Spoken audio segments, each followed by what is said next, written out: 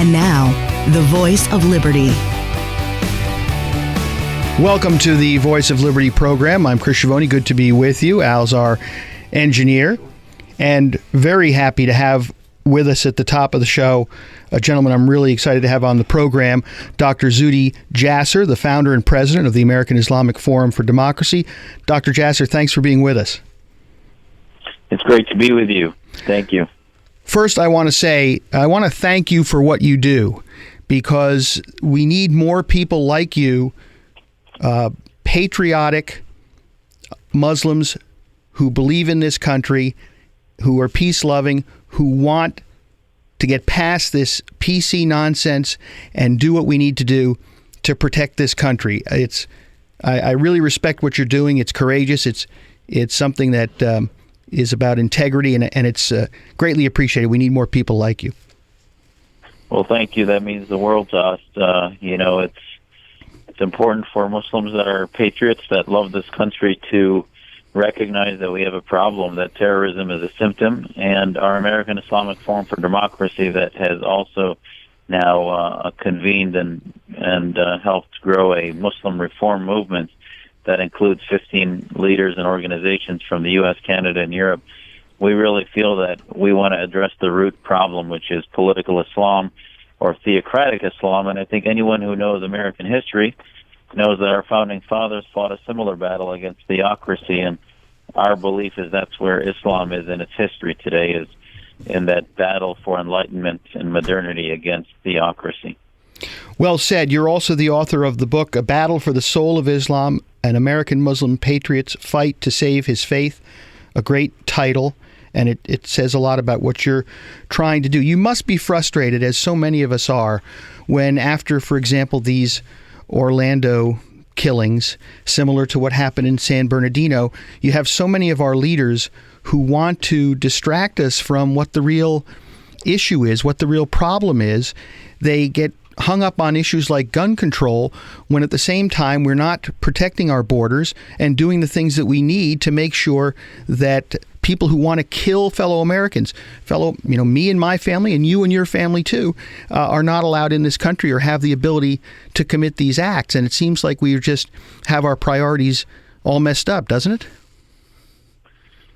Yeah, it is beyond horrifying and befuddling that we have been unable to treat the disease at its core. We continue to look at symptoms. And, there may be some psychiatric issues with some of these folks. They may not have been, quote-unquote, particularly devout Muslims. But at the end of the day, the political ideology that drives them is the root cause. They cannot, there's a Democratic sit-in that happened. I tweeted out yesterday, I said, where's the Muslims doing sit-ins in front of mosques demanding that the imams end the homophobic screeds, the anti-Western screeds, the anti-Semitic screeds that are all part of the ideas that radicalize our community?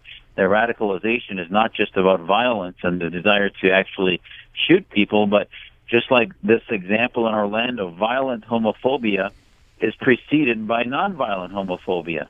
Violent anti-Semitism is preceded by nonviolent anti-Semitism. So when we tried to tell President Obama that the mosque he went to visit in February 2016, just earlier this year, was a gender apartheid mosque that separated men and women, that had a sermon on its from its pulpit that was a screed that called for the elimination of gays from the planet, and it's still online for people to see, from the Islamic Society of Baltimore, we were ignored. Our Muslim reform movement protested that visit of the president, and we were ignored. So, they still now, even after Orlando, don't want to blame or mention religion. They were trying to redact the religious references, right, when in fact, if you want to engage Muslims to get us to say this is not our faith, you have to call it what it is so that we recognize we have a problem. Otherwise, you're just going to be enabling, no different than you enable alcoholism or any other addiction where denial is the first step in a 12-step program that we need. And then you have our Attorney General saying that the best weapon against terrorism is love and compassion. And, I guess that sounds nice if you're reading a a nursery book or something. What does that have to do with the reality that we're facing and the mindset of those people who are about terror and hate? That's not going to do it, is it? Yeah, they are. You wonder why 15 years post 9/11, we are continuing to do this whack-a-mole program, is because we are not treating the problem. And by the way, it's not just local radicalization. The ideas that this is coming from includes huge governments. Saudi Arabia are the founding fathers of ISIS, and they have beheaded more in Saudi Arabia than ISIS has in the last 6 months. Pakistan's anti-blasphemy laws and attacks on Christians and other minorities. In Egypt, with the Muslim Brotherhood. In Iran, the Khomeinists. So you have huge governments. When the president says, and Attorney General Lynch initially did not want to release the 911 call, right, that he pledged allegiance, etc. Part of their fear is they don't want to offend these foreign governments, and it prevents us Muslims from confronting and demanding regime change abroad, which is the only way you're going to counter political Islam, is to begin the process that began in the Arab awakening and continue to counter that. And even though they've reversed their decision on the redacting, they still haven't released the audio tapes. And it's my view, and I'd like to hear your thoughts on this, that if the American people heard the visceral reaction to them hearing a man speaking in Arabic about his loyalty to ISIS and al-Baghdadi, the death to America stuff, that it would really have an impact on public opinion. It would. And, they claim that they don't want to give him notoriety and encourage more to get that notoriety. But first of all, that's ignorance, because the jihadist sites are already likely celebrating it. You look at Fort Hood and Chattanooga and Boston bombing, they were celebrating it in their jihadist sites, whether we, posted certain things or not. What they're keeping the information from is the American people, so that we can connect those ideas. When you hear him say Allahu Akbar, that has a lot stronger impact for Americans to say, hold on a sec, this is not a psychiatric illness, this is a hijacking of a major faith that needs those followers to begin to push back against these theocrats.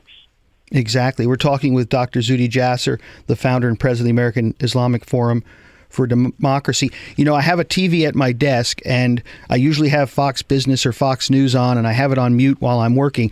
And there are a few people that I turn the mute button off for, but when you come on, I turn the mute button off. I listen to what you have to say. It's very important. And I want to ask you, Donald Trump originally comes out for this ban of Muslims. I'm opposed to the way he presented that. Rand Paul and other candidates at the time were saying we should have a temporary ban from those countries where we know there are terrorist strongholds, we know there's terrorist training, we know where they're trying to infiltrate through our inadequate immigration system. Do you agree with me that the message that we should be sending, and now Donald Trump has amended his remarks a little bit to kind of line up with that, is that the temporary ban based on where the terrorists are is the issue? It shouldn't be a blanket ban on Muslims. I'm sorry, you said based on the temporary ban what? That a temporary ban from those countries where we know there's terrorism and efforts to infiltrate, as opposed to a blanket ban on Muslims.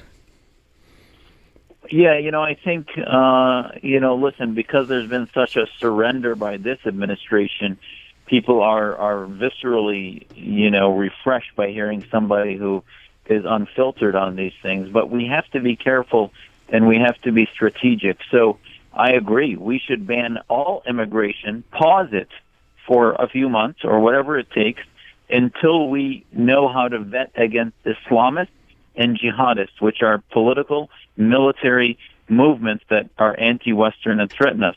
But to say that we're just going to ban Muslims,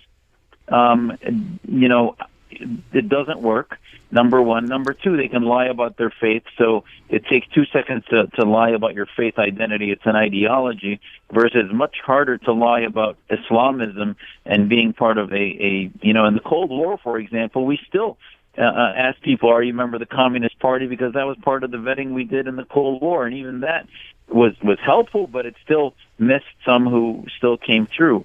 But now we're not vetting for any of these Islamist movements, be it the Muslim Brotherhood or any jihadist groups, etc. So it may make us feel better to vet against Muslims, but you're going to basically hand the narrative of what the best narrative we have against ISIS and Al-Qaeda and the Wahhabis is that Muslims can practice their faith more freely here in America and can practice a defeat of theocratic Islam here in America. So to say that we're going to ban them, I think is surrendering to ISIS. Well, I completely agree with you. Donald Trump also made a comment in a speech yesterday where he said we want people who share our values. And I think people could attack that and say, well, there are so many different values and you don't want to sound xenophobic and so on.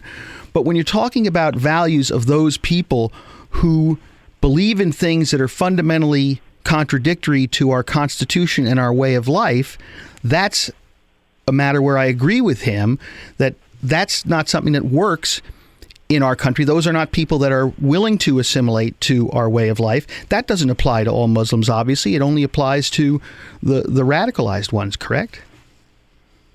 Yeah, and I think, that I also wish he would be more specific. Our Muslim Reform Movement has a 2-page declaration that lays out the values that we think need reform. We celebrate the secular state. We demand that Muslims begin to talk about the equality of men and women, the individuality of Muslims to determine their own interpretations. The fact that we reject the caliphate, we reject violent jihad, we reject Sharia in government. These are things that are about sharing our values, and those should be our declaration, which is at MuslimReformMovement.org, we believe should be used as a vetting process for not only refugees, but for Homeland Security clearances, government clearances, secret and top secret. They should use that to vet for people who share our values versus those who don't. And we shouldn't be embarrassed about that. That makes such great sense to me and to many others, I'm sure. So this Orlando shooter, he's surveilled by the FBI for a period of time. I have a real problem with keeping these no-fly lists or these terrorist watch lists where we don't know who's responsible for putting people on the list, whether or not you're on the list, how you get off the list. I believe in protecting our civil rights. But if you have enough evidence and you can go to a judge and say that this is someone who really should not be allowed access to weapons to kill innocents based on reasonable evidence, in this case, not only some of the comments that he made to the FBI about wanting to be martyred, but look at and I understand about guilt by association, but look at his father and the pro-Taliban, anti-American positions of his father. Do you feel that our law enforcement dropped the ball on this? I think where they dropped the ball was not their fault because they're hamstrung. Where they dropped the ball was the fact that this guy's father was a Taliban supporter, publicly known, had even been going to Washington. It shows photos outside the Democratic Foreign Affairs Committee with multiple members of Congress. This guy was a lobbyist in many ways, Sadiq Mateen, and it was ignored about his radical support for the Taliban, his trutherisms regarding 9/11, and other things. But the reason I wouldn't blame the FBI is right now the center of gravity for counterterrorism is countering violent extremism. So they can only counter and begin to monitor folks that have violent predilections. They don't monitor. It should be countering violent Islamism. And if it became countering violent Islamism, then we could hold them accountable for Islamist groups' adherence and allegiance like the Taliban or Muslim Brotherhood or others. But because it's not CVI, but it's countering violent extremism, we can't do that. And as you mentioned, the no-fly list, I think if you have FISA courts or other things that have due process, that's fine. Right, exactly. But many folks just sort of end up on the no-fly list, and there isn't due process. So I'd worry, as somebody who values my Second Amendment rights, and, I carry for protection and other things, I'd hate to see folks who are trying to do good work for counterterrorism end up on a no-fly list and not have due process. So we have to look at solving the right problems here rather than saying, well, if he had been on a no-fly list, then that way. I mean, this guy had clearances for a contracting job with Homeland Security, so I'm not sure that the no-fly list would have included him. No, that's absolutely true. And when I say drop the ball, I agree with you. It's not because law enforcement wanted to. It's because, as you say, because of the politics and the priorities of our elected leaders, they have their hands tied as to what they're able to do. Dr. Zuhdi Jasser, thank you so much for everything you do and for being on the program. If people want to find out more about your efforts, where would they go? Our website is AIF as in forum, AIFdemocracy.org. And our larger reform movement is MuslimReformMovement.org. And on Twitter, it's Dr. Zuhdi Jasser, DrZuhdi Jasser, Jasser. Thank you once again for being on the program. Hopefully you'll come back and talk to us again. Anytime.